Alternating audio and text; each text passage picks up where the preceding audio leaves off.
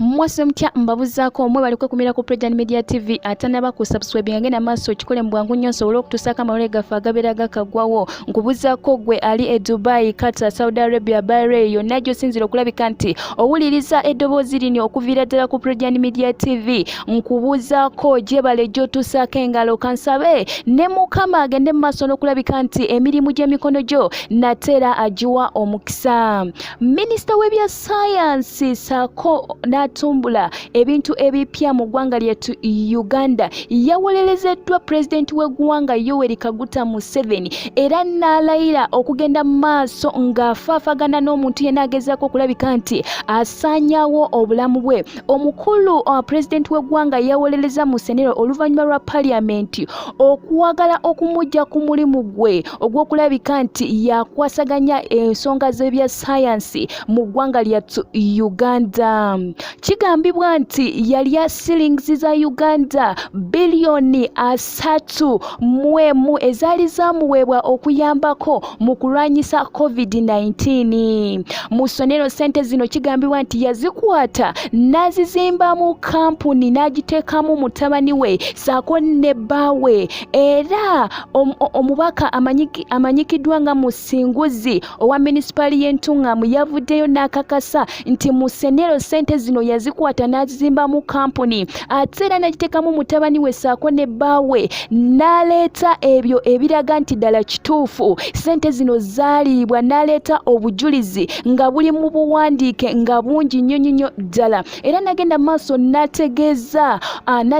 omwogezi wa Paliamenti n'amugamba nti obulamu bwe buli mu matiga asobole okulabika nti amusaako obukuumi oluvannyuma lw'okulabika nti akyatuukiriza lunye nti omukulu n'akwasaganya ensonga z'ebya sayansi mu Senero yalya ssente muyite Monica yakwata ssente ezaali zirina okulabika nti ziyambako mu kulwanyisa COVID-19 oba muyite ssenyiga omukambwe ffenna abadde atufaafaganyiza ebbanga lino lyonna n'okulaba nti abaana baffe batudde okumala emyaka 2 nga tebasoma ye ate ssente yazikwata bilioni 3.1 nazirya ye ate Pulezidenti Museveni ku nsonga eno yavuddeyo n'agamba nti ng'ayogerako eri eggwanga ekkolo ku nnaku lwokusatu n'agamba nedda omuntu yenna agezaako okufaafagana ne Monica mu Senero ajja kukajjuutuka ajja kuba akutte mu liiso nja kuba nkolagana naye n'agenda maaso n'ategeeza nti bongeze abasomesa bonna aba sayansi